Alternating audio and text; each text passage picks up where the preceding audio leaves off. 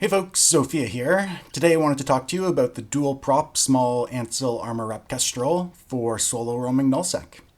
This is a part of my dual prop playlist on YouTube, so if you haven't seen the first main video, which features the Executioner, Thrasher, Atron, and Condor, I'm not going to be rehashing all of the dual prop theory and stuff like that, and you should probably go check it out first.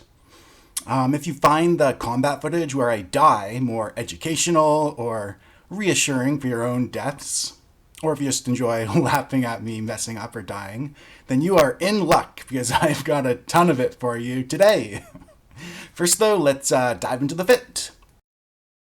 The Kestrel does about 25% more damage than the Condor, which is the other 4-mid T1 rocket ship we've talked about.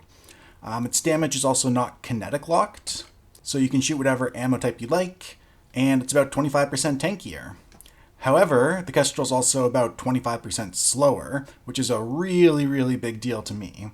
And I guess 25% larger SIG radius as well, which means it's a bigger target to hit.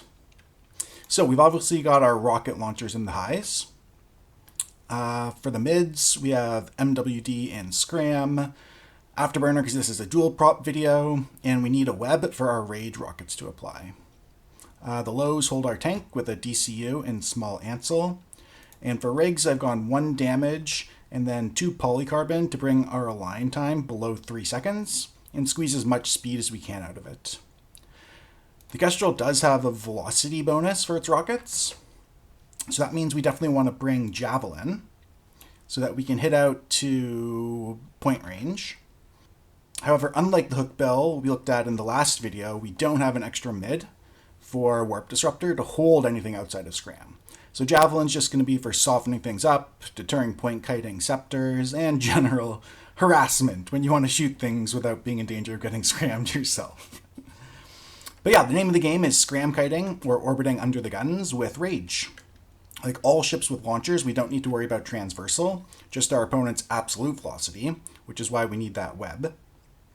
So having the afterburner running is never going to hurt our own damage output and will always mitigate incoming damage.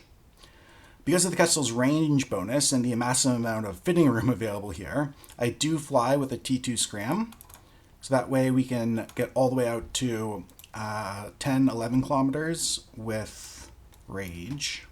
I don't think, however, that a T2 web or afterburner is worth the additional expense for what it provides. Clearly, you do not need great fitting skills to fit this ship, and at the moment ballistic control systems are really expensive and have been for a while. This is second quarter 2025, so going with an armor tank is a much cheaper option than a more standard medium shield extender Kestrel fit at the moment as well. It's basically tradition at this point that a fleet fit rail Harpy feeds itself to me, so let's get it out of the way first, eh? The reason neither of us are attacking here is because we're both confident of the win. Me thinking about the actual matchup, and the Harpy, I guess, thinking about T2 being greater than T1 or something. But yeah, we both don't want to engage because then the other person can jump the gate.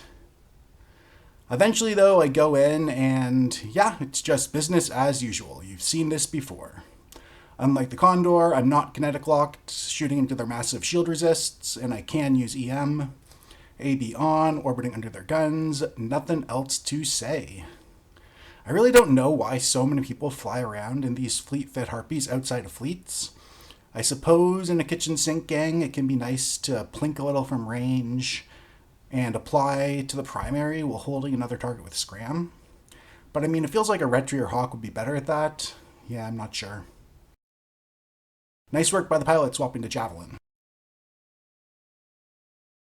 Speaking of Javelin, the long-range T2 rocket, not the high-tracking T2 hybrid charge, fix your game, CCP. Here's an example of me using it with the Kestrel's range bonus to kite a Flycatcher's rockets.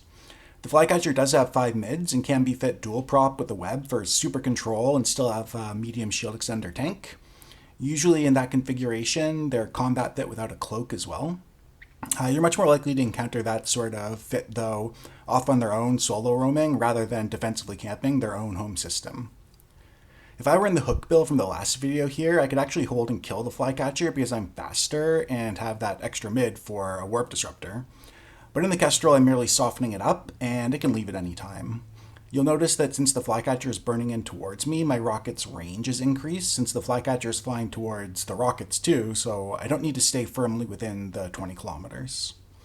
My hope is that if it sticks around long enough for me to remove its shields, then I'll reload into explosive rage rockets and go in for scram web and try and get the kill while using my AB to mitigate their DPS. An Osprey Navy issue shows up though, so I start pulling off. I don't notice that it's neutral to goons, and it does end up quickly popping the Flycatcher. I don't know if you can call it a win, but chalk it up as on a kill mail at least. Here I try basically the same thing against a wolf, except with Caldari Navy ammo, so 15 kilometer max range. The wolf's faster than me though, so it's much more difficult than the Flycatcher. Even if I was using the all-in-one hook bill with a point, I'd have to try and hold it within heated web, but outside heated scram, which is extremely thin line and perhaps not even possible.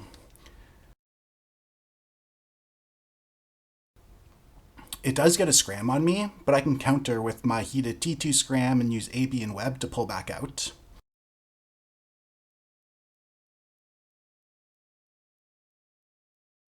I'm trying to stay very close here to keep them interested, but the wolf's fall-off bonus means I don't quite dare to get into heated T2 scram again until it's in deep hull.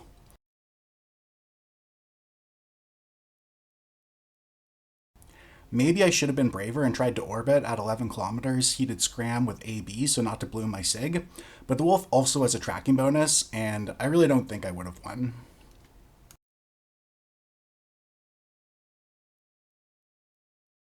Without any paste, closing is an even more dire prospect, and I pull back a bit to keep chipping away from a safer distance. The wolf, though, correctly determines I can kill them eventually if they hang around, so bugs out. Similar to these last two clips, that are a bit more in the vein of harassment, where I poke with javelin rather than actually tackle them, here I am messing with a group of Vexers that are trying to rat in Fraternity's home system. So I'm just MWDing around, and then when they send their drones out to drive me off, I take the opportunity to kill a couple. Right here, though, I fly too close to the sun and get scrammed and webbed by an ABing Vexer. Fortunately, I have a web and AB of my own, so it can get out from under scram and warp off just as the swarm of their 15 drones lands on me. And this is just another benefit of flying dual prop, right?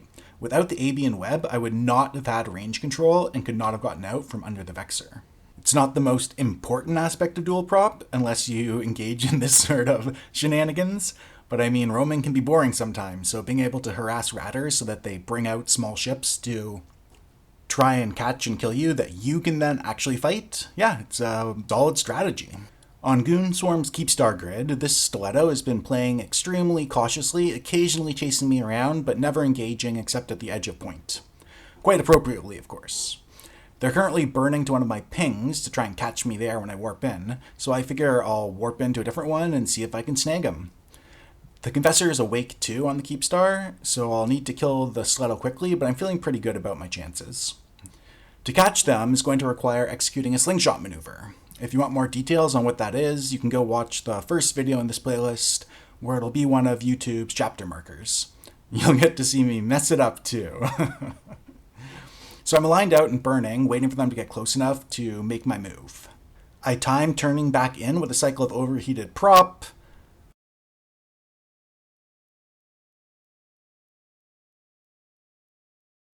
and I end up a painful couple kilometers short. I can blame it all on the Kestrel's slower speed, but more accurately is that I messed it up because I'm not used to the Kestrel's slower speed, and should have let the Stiletto get in closer. Though waiting a whole extra cycle of MWD might have resulted in the Stiletto going into its orbit, thereby making the slingshot that much more difficult. Either way, don't catch the Stiletto. I want to take a moment now to talk about engageability and ship class. In this footage, there's a Garmer, and then on the other side of the gate, Thrasher, Condor, Corm, and Jackdaw, I think, and they simply will not fight me. Outside of being set up at range inside their staging system, that is. But they won't break rank and split the party, as it were. The Kestrel's extra DPS and damage selection makes it a more capable combat ship in many ways than the Tackle Frigs. But compare the first video, where I had a seemingly unlimited supply of T1 frigates and interceptors willing to ram me. People know that I'm up to something in my Kestrel, and that while not super threatening being a T1 frigate, it's still a greater threat than what they thought is a lost newbie in their tackle ship or someone trying PvP out for the first time in a 30 DPS missile Condor. So instead, like the Hookbill, I'm forced to try fancy isolating maneuvers, while the one-on-one fights are difficult struggles against assault frigates that totally outclass me, where I barely even have a chance with perfect piloting and like Javelin Hopium to start out. A very important aspect of this is that getting into fancier hulls doesn't increase your number of fights nor wins. In a Condor, I can get fun engagements against T1 frigates and scepters, while I do have to run from many destroyers and assault frigates. If I upship to a Hawk, though, now I get fun engagements against destroyers and assault frigates, but T1 frigates and scepters run from me. All I've done is made a lateral move into a different league with a different style of gameplay that costs more to play. I mean, maybe there's a bit more of an opportunity for non-consensual PvP if you're in a fancier ship, but for the most part, the only difference is who runs from whom. And in solo roams like this, holding grid is moot, right? So yeah, just something to keep in mind. There's nothing objectively better about killing a MOA in your Thorax than killing a Merlin in your Atron. If you enjoy flying bigger or better ships, then like by all means do so, but it shouldn't be considered advancing in your EVE career. This is a very cool fight I wanted to show you, or a cool fit at least. I'm in Brave's new staging, and it looks like they're cleaning up after a battle. My only real target here is that Slasher, but I obviously need to get them away from all the cruisers. I do switch to Scourge here in anticipation of trying on the Saber once I've reloaded, hoping they don't have Barrage, essentially. But I see that they're Tuskers, some elite PvPers, and they're here messing with the Imperium, who I'm at war with, so, well, they cloak regardless, and I don't have to worry about them. The Slasher comes in, and I reload into EM Rage and turn back in. I want to aim to fight them roughly 100 kilometers off the gate so that nobody can warp in on us. The Caracal decloaks, but it recently lost its missile velocity bonus for rapid lights, so I'm closer than I want to be, but think I've still got time to kill the Slasher and get out. Instead of a scram, the Slasher only has a web, so I voluntarily switched to AB eventually so that my SIG is smaller if the Caracal starts sniping. Everything is going well until I start hitting the Slasher's armor and realize what is going on and that I'm dead in the water. I'm still clicking stuff here, but I might as well just throw my hands up in the air.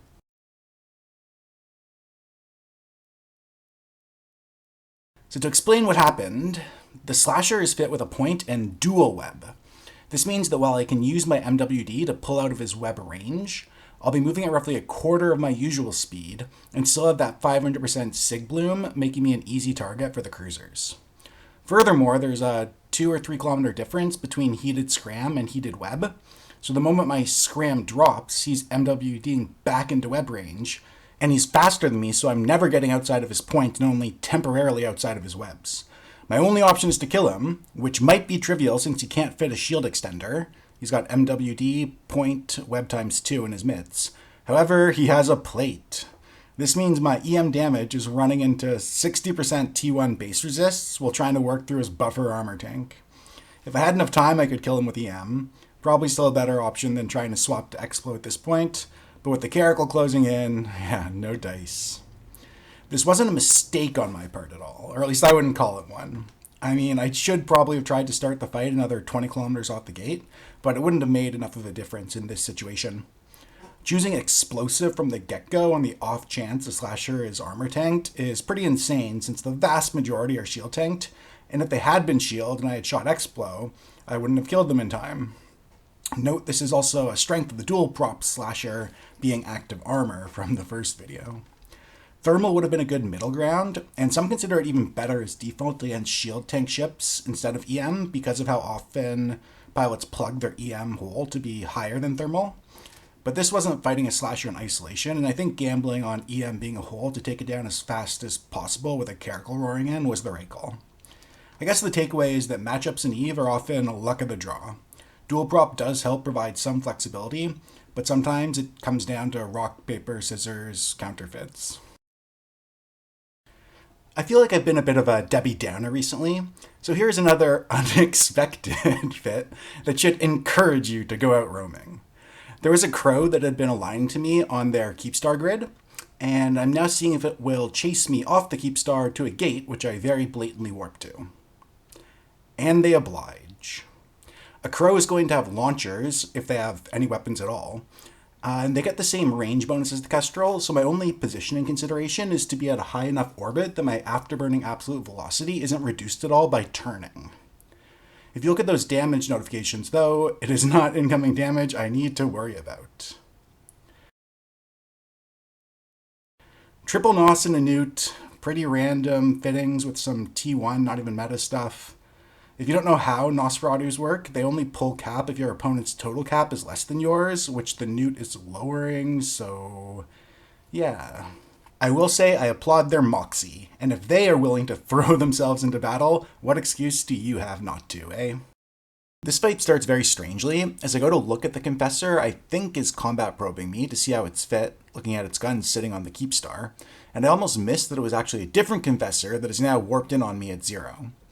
I don't have time to fix my view, and need to get set up just using the overview and HUD. I start a tight orbit, land tackle, reload into Thermal Rage for T2 MR, start my rep, and get my afterburner up.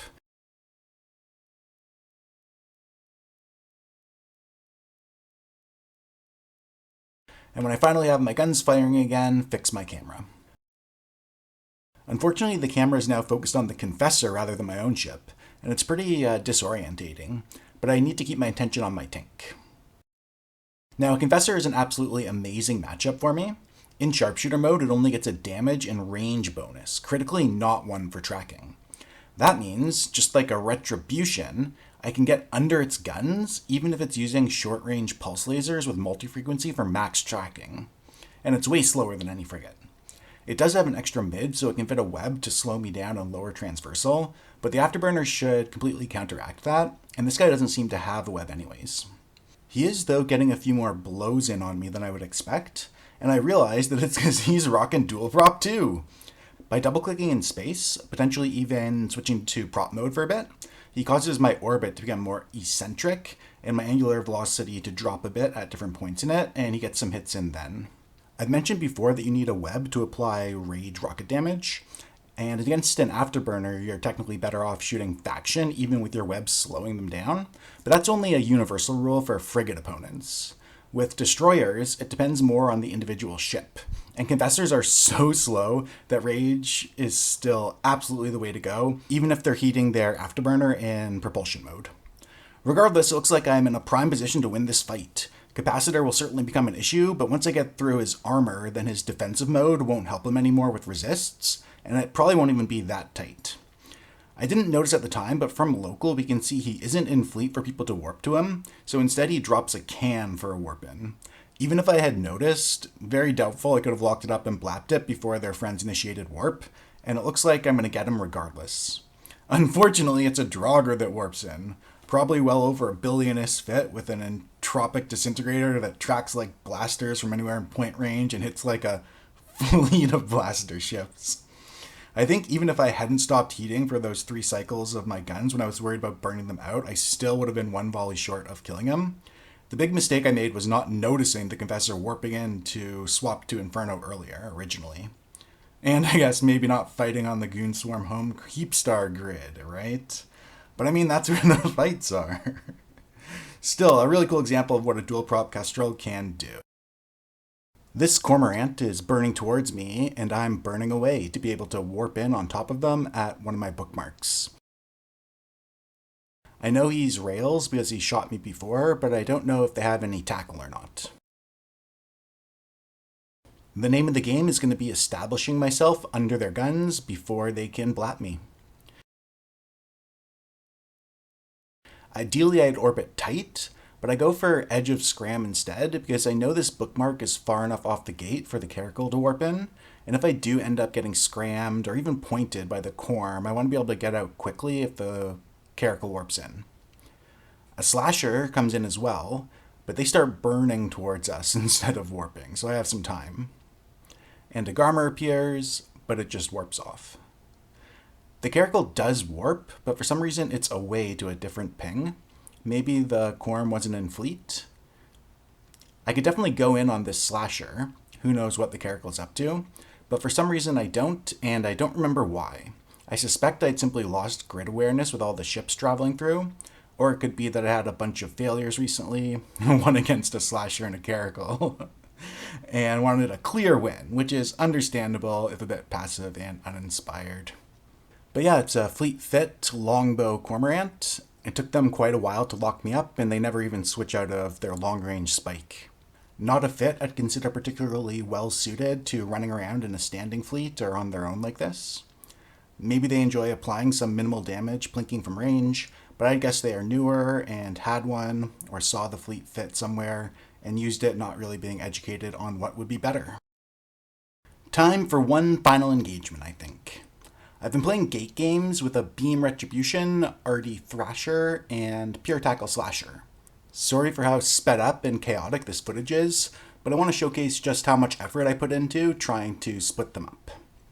The Slasher is pretty much irrelevant. It hugs the gate and only scrams me when one or both of the others have already engaged, and if it sticks to that, then there's no way for me to isolate it. I'm quite excited though, because if I get the opportunity, I should be able to wipe all three of them, knock on wood.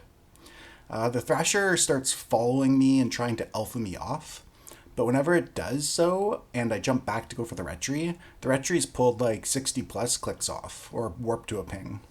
Trying to burn out to it at an angle and then spiral in would be pretty ambitious. Even impossible if the Slasher is there too, to lock me down. Finally though, the Thrasher again tries to blat me, and when I jump through I see that I've worn them down, and the Retry has seemingly made a mistake, being only 20 kilometers away and giving me a chance to shoot my shot. Despite being in half hull, I overheat my MWD to cut them off, start to orbit while switching to AB, and then tighten it right up. The Slasher's here too, but it's just pointing me and staying at range, point range, and it never dives in. It's the Retry that actually has me scrammed for some reason. The shuttles passing through and lighting up my overview scare me for a moment, but then I realize they're just shuttles. I have a minute until the Thrasher returns and expect to kill the Retry, kill the Slasher, and then have the opportunity to get out or try and dive in on the Thrasher for the triple kill. The Retry isn't applying at all, and the Slasher doesn't have any guns. Feeling pretty good about my prospects. Suddenly, half my armor disappears, and I figure the Retry rolled a 1% wrecking shot, but when the second hits, I see it's an Arty Thrasher that I didn't notice jump in. I try to heat my prop, but the Thrasher being 20 kilometers off and me orbiting so tight means I don't have much traversal and I'm dead. Only after the fact do I figure out that it was the same Thrasher. A full minute had passed with me barely even getting into the Retry's hull, and I hadn't realized because your sense of time gets warped in combat, and I mean, it takes less than a minute to kill a Retry when you're shooting 150 plus DPS thermal into it, right? Well, here is a Retry loss from the same pilot, their last Retry loss from a year or so ago. A 400mm plate and a T2 Trimark, 2 adaptive nanoplating, and a thermal armor resist rig. So I've set the incoming damage in Pyfa to thermal, and they have 15,500 EHP plus 10 seconds of what's effectively invulnerability from the T2 Assault DCU. Now this is definitely not the fit I fought. For one thing, the one I fought had focus beams, but more obviously I would have only been halfway through his armor instead of all the way into hull. Either way though, it shows the type of Retry the pilot flies. A meandering brick tank of a thing. Why we spent the previous 10 minutes with him pinging off or pulling away when he's literally flying what most people would consider cheesy bait, I simply do not know. And I say cheesy bait because it's a slow-bladed monstrosity with a scram, but paired with terrible tracking super long range beams. Like, if you're trying to kite with beams, you want to be nimble and quick to stay at range. The Retry is superb when engaging from 20 to 50 kilometers as anti-tackle and nano-gangs, occasionally tagging things with a point when the Scepters are busy. So if you see beams, you think that, not scram plate. And for your reference, most Retries will be 6,000 to 7,000 average EHP, dropping down to 4,000 to 5,000 against thermal. You know, the sort of ship you can kill in 40 to 50 seconds with a rocket Kestrel. Plugging the thermal armor hole only really is done in fleet fits, where solo and small gang pilots prioritize speed and damage. But what can I say? I can't be too harsh because I lost, right? If I'd had another 30 seconds, it's an easy win against whatever fit he was flying, but I did not have that. And for all I know, the Retries playing 4D chess and pulled off their plan to perfection.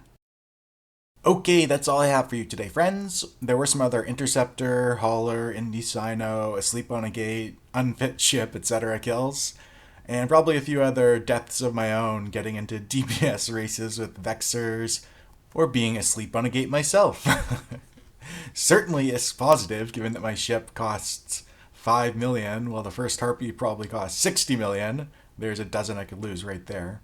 I do, though, think the kill board had a lower green to red ratio than any other hull in this playlist insofar, but that could just be me getting unlucky on a couple of matchups, right? In summary, the dual prop Kestrel deals more damage, or at least more damage of a selectable damage type than the T1 tackle frigs I covered in the main video, and it's a solid option if you're looking to expand your potential target pool and don't mind being somewhat slower, somewhat of a bigger target, and somewhat scarier. The last, of course, removing you from the potential target pool of others. You also have the massive range bonus via rocket max velocity, so there is the option of playing around with Javelin. Probably not to much significant effect, but softening things up that are willing to sit there and take it, or annoying Ratters by shooting their drones, aren't nothing. Personally, I don't see myself taking it out again, mainly because I didn't find it was any less respected than the Hookbill. That is, the Hookbill is faster, does more damage, has that extra mid slot for a point or tracking disruptor, and yeah, it costs a bit more, but everyone was equally as cautious around the Kestrel as they were around the Hookbill, so if I can pay a bit more to fly a better ship that doesn't seem to scare anybody extra off, I think I will. In fact, the Hookbill might even be more engageable to others than the Kestrel, because you see them more often in missile, fleet, or gang fits compared to the Kestrel. On my previous dual prop video, the Hookbill one, someone asked in the comments about the Navy Exploration Frigate line and using dual prop on them. These are pretty new. Note, whenever I say that, it could be years already since they were added to the game, but they haven't really fully entered the general EVE public consciousness yet. The 5 mid Heron Navy's base stats are too poor compared to the Hookbill for me to want to give it a try. But the probe fleet is 0.5 kilometer per second faster than the Kestrel under MWD, with an extra low slot for even more speed or armor resist or damage. You swap the utility of Javelin with the range bonus for the utility of combat probes in an OS, but that's perfect for what we're doing, right? With dual prop, we aren't really leaning into the Kestrel or Hookbill's long range bonus, and I even disparaged the Hookbill in the Hookbill video, and purposely didn't mention it in the main video because it has that extra mid slot that can act as like a distraction. An extra low, though, is perfectly awesome and extremely useful. There's also the Magnet Navy issue, which I have flown a fair amount, but I don't think you can squeeze dual prop onto it. The fitting's too tight. It definitely is a solid upgrade from like a web executioner, though. I don't think I'll take out the probe FI for my next dual prop video. I'm probably going to switch things up and go with the Firetail or Comet first, but I'm not sure. I guess you'll just have to subscribe to be notified. And yeah, do check out the primary first dual prop video or the other ones in the playlist if you haven't already. Alright, that's it for now. Hope you got something from this.